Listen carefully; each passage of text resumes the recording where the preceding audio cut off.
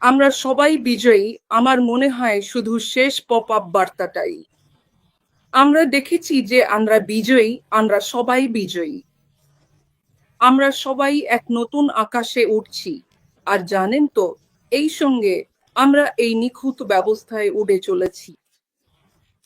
আমরা শুধু প্রতিষ্ঠাতা নই, আমার তাই মনে হয় আমরা শুধু প্রতিষ্ঠাতা নই, আমরা বাইরের দিক থেকে এই ব্যবস্থার সমর্থকও। এবং অ্যাশ এবং তার দল, যারা সবাই এই ঘটনার সাক্ষী হচ্ছেন। বাস্তবিক অর্থে আমরা প্রতিষ্ঠাতা, আমরা বাস্তব প্রতিষ্ঠাতা। প্রতিদিনের ভিত্তিতে। এবং অ্যাশ প্রতিদিন কাজ করছেন। আমরা বলতে পারি যে অ্যাশ এবং তার টেকনিক্যাল টিম 24 ঘন্টা নিরবচ্ছিন্নভাবে কাজ করছেন। এবং এটা সত্যি, আমরা সবাই এই সুন্দর প্রকল্পের সমর্থক। আমরা অ্যাশকে ভালোবাসি। কাজটি সম্পন্ন করতে পারেন। জো প্রকল্পটি সম্পন্ন করেছেন। আমরা সবাই সেই দিনের জন্য অপেক্ষা করছি, তাই তো? আমরা চাই সেই দিনটা খুব শিগগিরই আসুক। এবং আমাদের শুধু দরকার, আমাদের শুধু একটা অফিসিয়াল ঘোষণা দরকার, যেমন পপ আপ মেসেজের মাধ্যমে, অথবা আমাদের সিইও অ্যাশ মুফারিস আসবেন এবং অ্যাশ আনুষ্ঠানিকভাবে ঘোষণা করবেন কি হচ্ছে এবং কিভাবে কিভাবে আমরা বিজয়ী, তিনি খুব শিগগিরই ব্যাখ্যা করবেন। আমার তাই মনে হয়। আর অন প্যাসিভের পরবর্তী ধাপ, নিশ্চিতভাবেই অন প্যাসিভের পরবর্তী ধাপ শুধু আগের চেয়ে বড়ই হবে না, বরং আগের চেয়ে আরো ভালো হবে। আমার মনে হয় এই সুন্দর লঞ্চের জন্য এটা আগের চেয়ে আরো শক্তিশালী হবে এবং আরো ঐতিহাসিক হবে। তাই আমি সবাইকে বলতে চাই, আমাদের হাল ছেড়ে দেওয়া উচিত নয়। আমার মনে হয় এই মুহূর্তে, যেহেতু অ্যাশমো ফারিদ স্যার এই প্রকল্পটি এত সুন্দরভাবে করছেন, যেমনটা তিনি দিয়েছেন, তাই আমাদের ধৈর্যের মুহূর্তগুলো এমন যে সেগুলো ভেঙে পড়ার জন্য নয়। ধৈর্যের এই মুহূর্তগুলো শীঘ্রই বদলে যাবে। বিজয়ের দৃষ্টিকোণ থেকে আমার মনে হয় আমরা অবশ্যই বিজয়ী হব। আমরা শীঘ্রই বিজয়ী হব। আমরা শীঘ্রই জয়ী হব। তাই এটি আমাদের সম্মান ও গর্বের সঙ্গে বিজয় এনে দেবে। তাহলে আসুন আমরা অ্যাশ, মূলত এটাই সব। আমরা যখন শুরু করব, যখন আমরা এগিয়ে যাব এবং যাত্রা শুরু করব, তখন আপনি ভারতের জন্য কি কি জিনিসে সাহায্য করতে চান? আমি নিশ্চিত কিছু নির্দিষ্ট বিষয় আছে যেগুলোতে আপনি সাহায্য করতে বা কিছু করতে চান। কোনো নির্দিষ্ট কিছু আছে কি যেটা আপনি করতে চান? হ্যাঁ, ক্রিস, আসলে সিস্টেমটা কি? আমি ভাবছি এমন কি সিস্টেম আছে যেটা আমরা আমাদের সিইওর সঙ্গে মিলিয়ে নিতে পারি। আমাদের যে ভিশন, যেটা আমাদের অ্যাশ আমাদের এমন এক ভিশন দিয়েছেন যা ভাবনার বাইরে, একেবারে আলাদা, অনন্য। তাহলে অ্যাশ চেয়েছিলেন এআই ডিজিটাল প্রোডাক্টের মাধ্যমে মানবতার জন্য কিছু করতে, যেখানে একজন সাধারণ মানুষও উন্নত হতে পারে, বর্তমান অবস্থা থেকে শীর্ষে উঠে যেতে পারে এবং নিজেকে সন্তুষ্ট করার পরও একটি সম্মানজনক জীবনযাপন করতে পারে।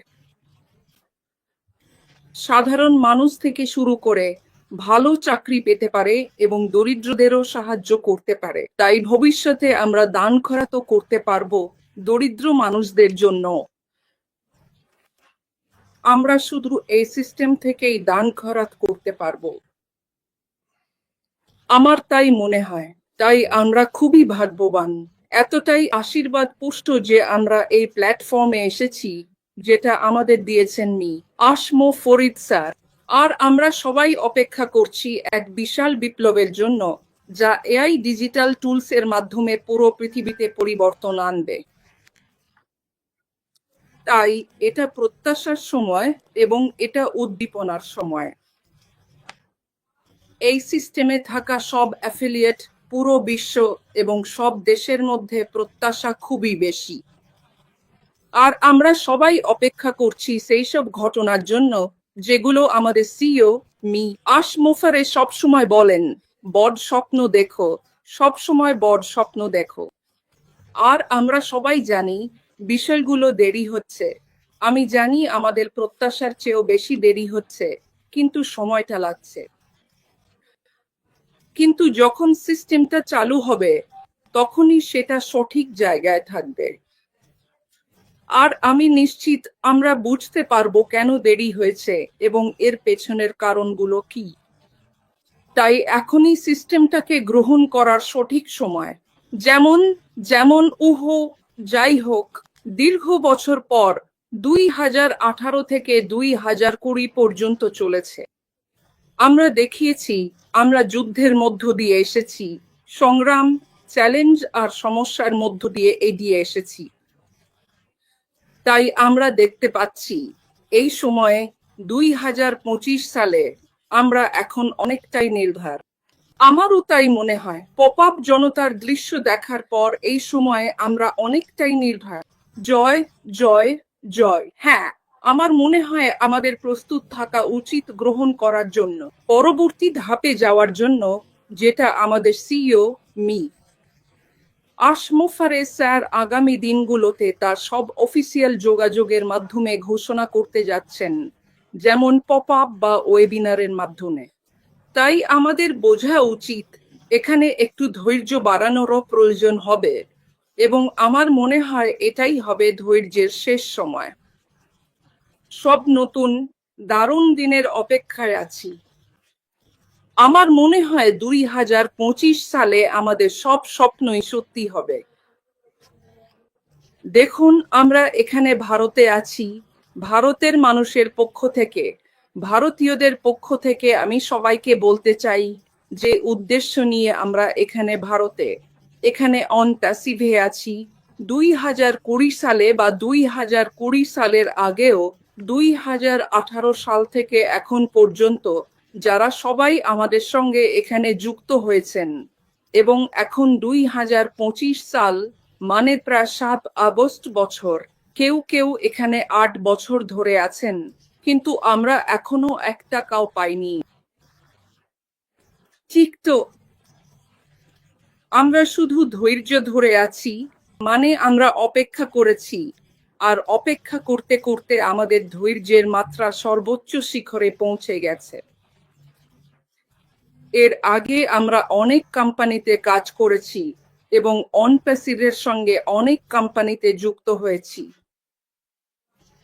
কিন্তু তখন আমাদের একটাই লক্ষ্য ছিল, আমরা শুধু উপার্জন করতাম আর দেখতাম কখন সেই কোম্পানির পে আউট আসবে। অথবা যদি আমরা সেই কোম্পানি থেকে পে আউট না পাই বা কম পাই বা 2 মাস পর পাই, তখন ভাবতাম ওই কোম্পানিতে আমাদের একটা প্ল্যান বি থাকা উচিত। তখন আমরা একই পরিকল্পনা নিয়ে অন্য প্রজেক্টে যোগ দিতাম। কিন্তু আমরা এই কাজটা ধারাবাহিকভাবে করে যাচ্ছিলাম, এমনকি অন প্যাসিভের পরেও। অনুপ্যাসিভে যোগ দেওয়ার পরেও তাই করেছি, কিন্তু পার্থক্যটা হলো আপনি অন প্যাসিভ আর অন্য প্রজেক্টগুলোর মধ্যে পার্থক্যটা দেখবেন এবং বুঝতে পারবেন। আমরা দ্বিতীয় প্রজেক্টটা শুধু টাকার জন্যই করেছিলাম। যদি কোম্পানি সেখান থেকে টাকা না দিত বা দেরি করত বা কোম্পানি প্ল্যান বদলাত বা লিডাররা প্ল্যান বদলাত, তখন আমরা ছেড়ে দিতাম। কিন্তু অন প্যাসিভের ব্যাপারটা হলো আমরা কখনোই, যদি 2018 সালে অন প্যাসিভে যুক্ত হয়ে থাকি, তাহলে 2025 সালেও আমরা অন প্যাসিভেই আছি। 1 টাকাও না উপার্জন করেও ধৈর্য নিয়ে আছি। তাই এটাই মূল পার্থক্য। আমি অন প্যাসিভ কমিউনিটির সকল ভারতীয়দের বলতে চাই, যদি আমরা একটা পাই, আমরা এমন একটা সিস্টেম পেয়েছি যেটা আমাদের মনে হয়েছে এটাই আমাদের স্বপ্নের প্রজেক্ট। এটাই আমাদের স্বপ্নের প্রজেক্ট। যদি আমরা চিন্তা ভাবনা করে এই স্বপ্নের প্রজেক্টটা বুঝে থাকি, তাহলে আশমুফারিস স্যার, তিনিও চিন্তা ভাবনা করেই এখানে যা করছেন। তিনি হারিয়ে যাচ্ছেন না, তিনি কোনো স্ক্যামার নন। তিনি যদি স্ক্যামার হতেন তাহলে এই সিস্টেমটা এখানে আনতেন না, আর লাইভ সেশনও হতো না, যেমন এখন ক্রিস আসছেন। প্রতিদিন লাইভ হয়, অন্য নেতারাও আসেন। তাই এটা আমাদের বড় দায়িত্ব, আমাদের নৈতিক দায়িত্ব যে আমাদের বিশ্বাস রাখা উচিত, আমাদের নিজেদের সিস্টেমে বিশ্বাস রাখতে হবে এবং ভবিষ্যতে যা কিছুই ঘটুক তোমাদের সবাইকে তোমাদের সমস্ত সামর্থ্য নিয়ে ধৈর্য ধরতে হবে, সব চ্যালেঞ্জ পার করে একটু শান্ত থাকতে হবে। এইটুকুই। আমাদের কাছে নির্দিষ্ট কোনো তারিখ বা সময় নেই, কিন্তু যদি তুমি সুমলতার কথা শুনো তাহলে ধৈর্য ধরো। জানো এটা আসছে, জানো সামনে কিছু বড় কিছু আসছে। আর যখন আমরা বলি পরিবর্তন আসছে, আর জ্যানেট বাটলারও এখানে লিখেছেন প্রস্তুত থাকো, আর আমরা বলি ঠিক আছে, আমরা কিসের জন্য প্রস্তুত থাকবো? প্রস্তুত থাকো সুখ, স্বাস্থ্য, সম্পদ, সাফল্যের জন্য। সবকিছু ঠিক কখন ঘটবে আমি জানি না, কিন্তু যখন ঘটবে তখন তুমি আর আমাকে এই প্রশ্ন করবে না। আর তুমি দেখতে পাবে অনেক মানুষ যারা কখনো অনলাইনে সফল হয়নি, তারা কিছু একটা বদলে দেবে, আর সবাই তোমাদের দিকে তাকিয়ে থাকবে, সেটা সুমলতা হোক কিংবা গুনার হোক অথবা রঞ্জন, সবাই যারা ভারত থেকে এসেছে। ভারত, তোমাদের ভারতে অনেক কাজ করার আছে, আমরা সবাই এটা জানি। তোমার দেশে আমার দেশের মতোই অনেক মানুষ আছে যারা গরিব, যারা না খেয়ে আছে, যারা কষ্টে আছে। ভারতের প্রতিটি মানুষের দায়িত্ব বাইরে গিয়ে এই মানুষগুলোর পাশে দাঁড়ানো এবং তাদের সাহায্য করা। নিশ্চিতভাবেই নিজেকে সাহায্য করো, যেমনটা আমরা বলি, আগে নিজের গাড়িতে পেট্রোল ভরো, কিন্তু তারপর তোমার কমিউনিটির অন্য মানুষদেরও সাহায্য করতে এগিয়ে যাও। আমি বলি প্রতিটি দেশেরই তাদের দেশের প্রতি একটা দায়িত্ব আছে, একজন আরেকজনকে সাহায্য করার জন্য। আর আমরা যখন এটা করব, তখন পৃথিবী আরো সুন্দর একটা জায়গা হয়ে উঠবে, আরো বেশি মানুষ এগিয়ে এসে সাহায্য করবে। কেন? কারণ তোমার কাছে তাদের সাহায্য করার উপায় থাকবে, সেটা অর্থনৈতিক হোক কিংবা তাদের আমাদের শিক্ষামূলক প্ল্যাটফর্মে নিয়ে আসা হোক, এই সব কিছুই। আশ বাফারা এমন একটা সিস্টেম তৈরি করেছেন যেখানে তার সমাধান পণ্য আর টুলসের মাধ্যমে সবাই সাহায্য পাবে। এটা নিয়ে আমি সত্যিই খুব উত্তেজিত। কিন্তু সিমলাদা, আমি তোমাকে শেষ কথা বলার সুযোগ দিচ্ছি। সমান্ত উপস্থিত থাকার জন্য তোমাকে অনেক ধন্যবাদ জানাই, এটা দারুণ ছিল। আমার মনে হয় তুমি অসাধারণ দেখাচ্ছ, তুমি খুব সুন্দর, আর তোমার মনটা আমি খুব ভালোবাসি। তাহলে শেষ কিছু বলবে? শেষ কিছু বলবে? ঠিক আছে, তোমাকে অনেক ধন্যবাদ, গ্রেস।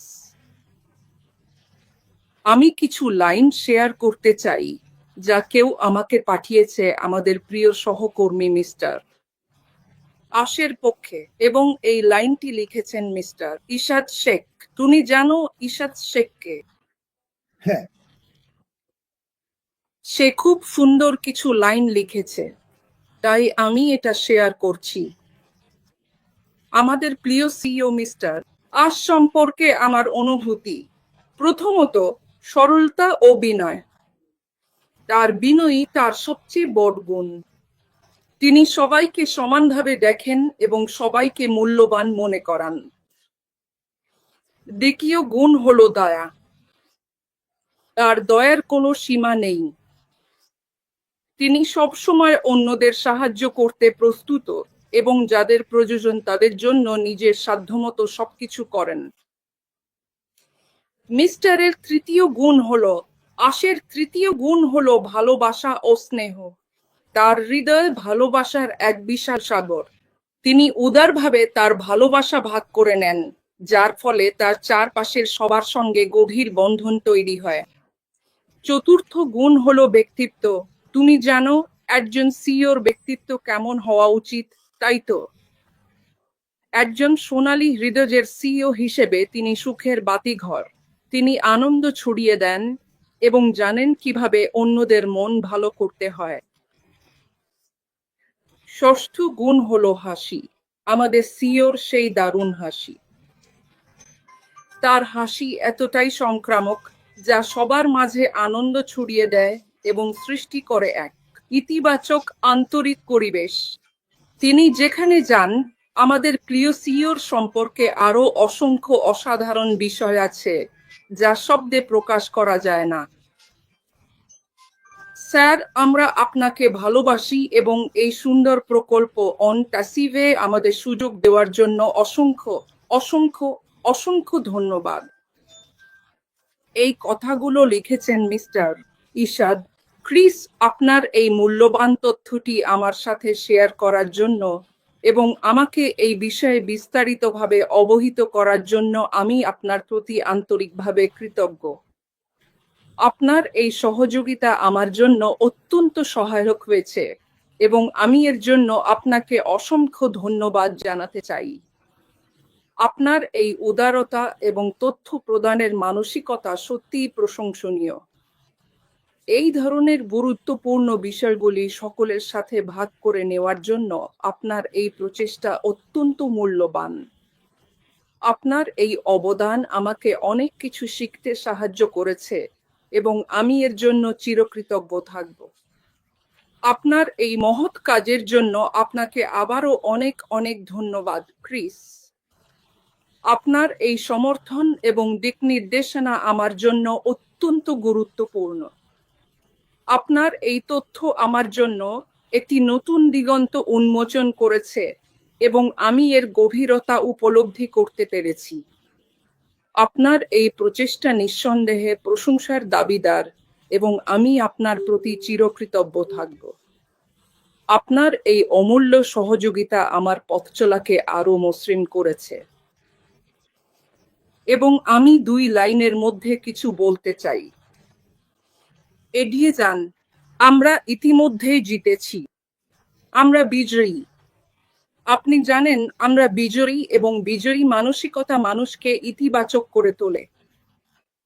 তাই আমরা ইতিমধ্যে জিতেছি এবং আমাদের সিইওর দৃষ্টিভঙ্গি ও আমাদের উন্নয়নের জন্য তার এই ধরনের চিন্তাধারায় আমরা সম্পূর্ণভাবে মুগ্ধ এবং আমরা সবাই এতটাই আত্মবিশ্বাসী যে একদিন সেই দিনটি অবশ্যই আসবে।